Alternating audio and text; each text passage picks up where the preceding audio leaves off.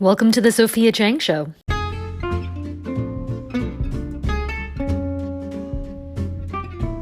Once a year, I get it into my head that I need a minimalist phone, and so I was looking up phones, and the first one that came up was the No Phone. Have you guys seen this? This is the funniest thing I have ever seen in my entire life. It's this, I think it was on the Shark Tank, and it's number one. They advertise themselves as being number one on the Amazon list for most useless tech gadget, even ahead of the Apple Watch. They're quite tongue-in-cheek. And it's basically it's a piece of plastic shaped like a phone with a fake camera, and it replaces the need, for hand to plastic need that people have. And the way they describe it is so funny. If you haven't seen this yet on Amazon, you need to go. It's only $15, and they've actually sold like 12,000. I took one look, and I was just like, I texted to my roommate. I was like, I'm going to get you this phone. Like, he does have the plastic hand addiction. I sound exhausted because I've been fostering a pit bull who's definitely a handful. And I'm direly in need of sleep, but I don't sleep well. I don't nap well. It's not something I'm good at, which is unfortunate because it's something I very much need, which is, I think, partially why I try to practice digital minimalism. I mean, it's like 100% of it is for my health, be it psychological, emotional, or physical. One thing that's gotten me to go to bed earlier, other than having a dog wake you ass early in the morning, is the putting the phone out of the room, taking it. And it's very difficult to do that. So I think that's why this 2-year marker comes at a real timely occasion. Last night I had my phone with me just a little too long because I was doing another clear out. I think one thing I didn't realize about any kind of minimalism is that it requires continual renewal. So it's been 2 years since I discovered Cal Newport's book, Digital Minimalism. I hate saying that word because it sounds so pretentious, but that's the term he coined, and that's the term that he got that big old book deal for. And it changed my life. I've got an episode about that from 2019. I've got the 1 year from last year, and I will link those in the show notes below. And this is the coming on 2 years. I've been off a lot of social media much longer than that. I stopped using Facebook at least 5 years prior, and I took Instagram off several years ago. That's in the episode. I took Instagram off my phone and my suicidal thoughts diminished. Kind of a powerful testimony. And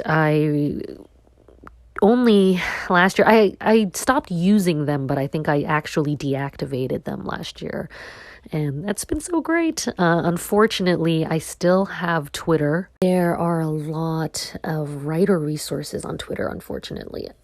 I know I say unfortunately, like, what are you talking about? Resources are great. Yeah, that's what they want you to believe, addict. But what I found last year is this Feedkill app, this extension. So I already had that extension on Facebook, even when I still used it, but there's one for Twitter now, yay! And so basically when you go to Twitter, you can't see anything at all. No news, no feed, no suggestions, ads. I don't even know what they have anymore. I wouldn't know. So, and it's really the one place that I advertise this podcast, which is probably why my listener rating has fallen greatly, because the majority of the listeners were coming from my Facebook links. But it's absolutely worth it. I shouldn't say advertise, I should say promote. So what has changed since the last update on digital minimalism? The biggest thing is that I found there's a direct correlation between my disability level and how much phone and internet and just, dopamine crack usage I have in my life. So this year, unfortunately, my disability took a turn for the worse, and I was bedridden for quite a few months, most of the summer. And then I got better enough to just be bed resting. But the pain is just so intense. And as you know, you guys have heard me rail about Blue Shield basically leaving me in pain for the majority of this year because they took forever to approve of my MRI. It's really simple. I mean, they approved it in the end. So why? Why wait? Why make me suffer? So as a result of my needing to basically do everything from bed, including socializing, my phone usage ticked upwards so badly. Like it horrifies me, actually. I talk to all of my friends through there. I have video calls through there. I have all of my audio messages through there. And, I've even switched to browsing some of the internet sites that I would browse on the computer. I do it on my phone now, which leaves me there endlessly going down rabbit holes. And it was to the point where, my fingers and my wrists and my forearms are in a lot of pain all the time. My neck is killing me. Bad things were happening. So I could tell this was getting too much. And through, researching minimalist phones, it brought me to sites about how to dumb phone your smartphone. And I realized it has been too long since I cleaned up my phone. The first time is always the most fun. The first time I don't know if you guys heard that podcast. I was so excited, right? I had got, if you look at my phone, there's nothing on it. There's just these two kind of buckets of tools that I need, like the calendar, and then the other one is my audiobook, because I can't read audiobooks anymore with my vision disability. And so I have my two audiobook apps. I use Overdrive, the library one, and Audible, of course, for books that the library doesn't have. And, I have my communication apps. They're all hidden though. So my phone is completely search-based. So every time my roommate uses it, he's so frustrated. He's like, what? Where are your apps? And I'm like, just pull down for the menu and just type the first few letters of whatever you're looking for. But his phone is a nightmare. His phone is an anxiety attack waiting to happen. Page after page of app and app after app. I don't know how people live like that. So, but yeah, the phone's become sticky. It's sticking to me.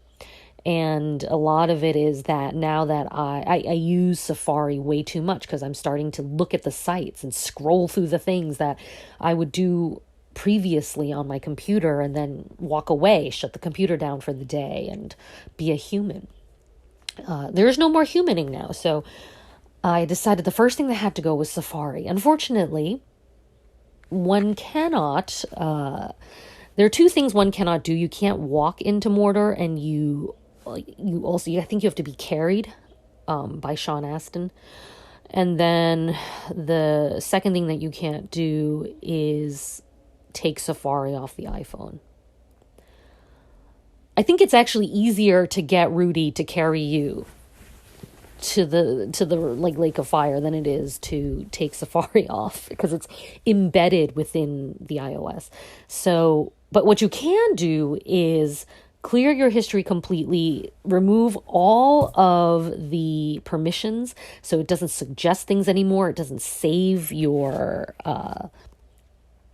what's it called? Your websites that you've been to a lot. I could not believe it when I was going in there to do this. I was like, oh my God, this is how they get you. Jeez. Like, yeah, I didn't realize, all of the automated, we own you permissions that are automatically turned on. And so I turned them all off, cleared everything, and then disabled it, the app itself. So it doesn't show up anymore in anything. So like when you turn to the app library, you can't see it there. And then I got rid of a whole bunch of other apps. I felt so good cleaning things out, because a lot of it wasn't just, oh, I'm making my phone more streamlined, I'm ending this dopamine addiction I have. Some of it is also like cleaning up old, expired, former friendships. All right, like there's this one app that I have not used since 2019. But why don't I just erase it? Because my old conversations are saved on there, and I'm afraid of losing them. For what? It's not like I've looked at it in 2 years. And so, getting rid of that feels so good, done and dusted. And so there's this like great relief. Not only that, it also freed up a lot of storage. I have a really teeny tiny iPhone. It's a couple of years, it's several years old. And I think I accidentally got the smallest model. And so every time I try to do anything, I have to like frantically erase attachments. Anytime my friends send me photos, that's it. My phone just dies. It can't handle it. So I'm always out of storage. And I don't plan on getting a new phone anytime soon. It's not like I'm going to leave the house. Quarantine still exists for me as an immunocompromised individual. I just got my booster, by the way. So anyone who's immunocompromised, go get your booster. And this time I think it actually took, because I actually felt something. The first 2 times I was like dancing the next day, but this time I was like running the fever. I was like, oh yeah, I have enough immune system to actually form antibodies. So that's good news. But yeah, that's the biggest thing that I realize, is that one's disability and chronic pain level really relates to how much we use our phone. And it's terrible that it has to be that way. It's a shitty situation. Obviously, it would be better to be hanging out with friends in person, creating oxytocin and serotonin bonds, oxytocin bonds and serotonin steadiness, rather than this crack high and crash. But when you're stuck in bed and there is a pandemic going on, I know, shocking. Some people don't realize this, but it's still there, and it's still extremely dangerous for me. I don't even shake hands with new people that I meet. It's just not worth dying. So right away, I noticed a difference in the phone usage. My instinct at every moment is to just go to Safari, look something up. I'll be like, hey, I wonder what alpacas eat. Something stupid. Oh my God, I'm going to go look it up. And then I reach for the phone and I'm like, oh yeah, I can't. Okay. I guess it wasn't that important. Now, you start to realize that like your brain just looks for excuses to get that crack. I mean, that's how crack works. And so, I did that going to bed, and then I woke up just now and I was like, okay, I gotta look this thing up. Oh no, wait, I can't. Oh, I should check. Oh wait, I can't. And you realize so many of the things that you do are just kind of useless habits to fill your time. Thank you so much for listening to the show. Without you, I would just be recording into an empty room, which is strange and sad. If you want to help me out, I would love for you to share this with your friends. Leave a 5-star review on Apple iTunes. I'm also available on 9 different platforms, Spotify. Thanks again. I appreciate it so much.